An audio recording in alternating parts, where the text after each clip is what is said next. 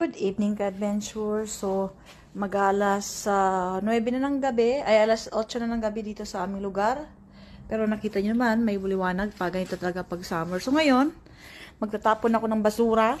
Dito sa Sweden, magaling silang recycling. Ito sa mga plastic. Dito rin yung mga papel.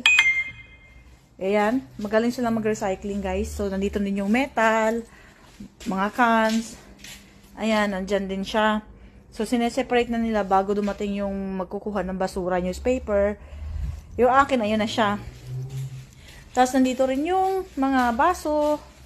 I mean, yung babasagin. Mga di kulay at walang kulay.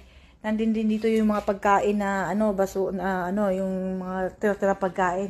Ito naman, general to. Dito mo itatapon yung kung tamad ka Pero yan, maganda yan sila dito